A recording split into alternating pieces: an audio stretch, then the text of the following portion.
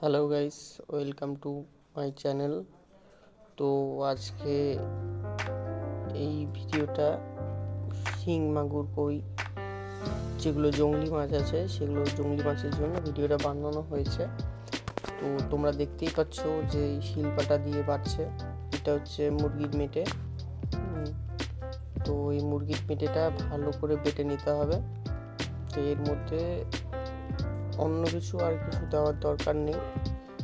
পারলে 2-1 কোয়া রসুন দিতে পারো, রসুন দিলে সেন্টটা ভালো হয়। আর এই বাটার সময় খেয়াল রাখতে হবে যে মানে ওই যে দেখতেই পাচ্ছ তোমরা সাদা সাদা ঝুলপির মতো, সেই ঝুলপিগুলো ফেলিয়ে দিতে হবে। এটা পেটে নেওয়ার পর ট্যাংরা মাছ যারা মেরেছেন বড়শির মধ্যে তুলো লাগাতে হবে। তুলো লাগিয়ে নিয়ে এটা চুবাতে হবে, কাপের মধ্যে রেখে বা কৌটার মধ্যে রেখে এটাকে চুবাতে হবে।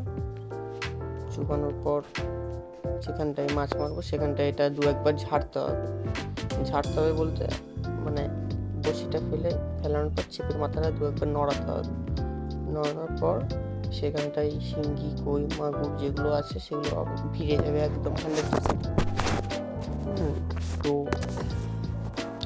এটা হচ্ছে খুব ভালো একটা টোপ, পিঁপড়ার ডিমের আল্টারনেট। পিঁপড়ার ডিমের থেকেও ভালো কাজে দেয়।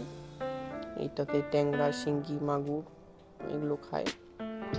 আর আরেকটা জিনিস খেয়াল রাখতে হবে কি, সেটা হচ্ছে এর মধ্যে পুঁটি মাছেরও অত্যাচার হয়। পুঁটি মাছ যদি থাকে সেখানটায় খুব বেশি পরিমাণে, তো সেখানে পুঁটি মাছও এই টোপটা খাবে, অত্যাচার করবে, সেটা খেয়াল রাখতে হবে। তো আমার এই যদি ভিডিওটা ভালো লাগে অবশ্যই আমার চ্যানেলটা সাবস্ক্রাইব করবে আর কমেন্ট করবে, ঠিক আছে?